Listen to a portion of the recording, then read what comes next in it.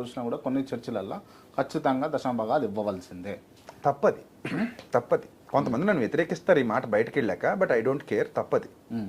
ఇప్పుడు బేదోడు ఉంటాడండి, ఎట్లా తెచ్చిస్తాడు? అదే కదా. ఇప్పుడు చర్చ్ అంటే ఏంటి? సమూహం, కుటుంబం. లేనోడికి మనం హెల్ప్ చేయాలి కదా. ఇప్పుడు నీకే ఇవ్వడం కాదు, నువ్వు కూడా లేనోడికి హెల్ప్ చేయాలి. అవును. పాత నిబంధనలు అయితే దశంభాగం తీసుకునేవాడు కూడా దశంభాగం ఇవ్వాలి. అవును. అది ఎందుకు వచ్చిందంటే లేవీలకి ఈజిప్ట్ నుంచి పాలస్తీనాకి నడిపించినప్పుడు మోజెస్ నాయకత్వంలో లేవీయులు అనే వంశాన్ని యాజకులుగా నిర్ణయించాడు. అంటే మీరు గురువులుగా ఉండండి, నేర్పించండి అని, నీతి నియమాలు నేర్పించండి, ధర్మశాస్త్రం నేర్పించండి, సరిదిద్దండి అని. అప్పుడు మరి మేము పని పాట చేసుకోం కదా, పూజారులాగే మేము భక్తి పారవశ్యంలో ఉండి భక్తులందరికీ ఉపయోగపడే గుంపులో ఉంటాం. మేము పని పాట చేసుకోవడానికి కుదరదు కదా. మరి ఎప్పుడు అర్చన ఆచారాదుల్లో ఈ హోమాల్లో ఉండాలి ధర్మశాస్త్రం ప్రకారంగా. సేమ్ మన పురోహితులు ఎలాగైతే యజ్ఞయాగాదులు ఉంటాయో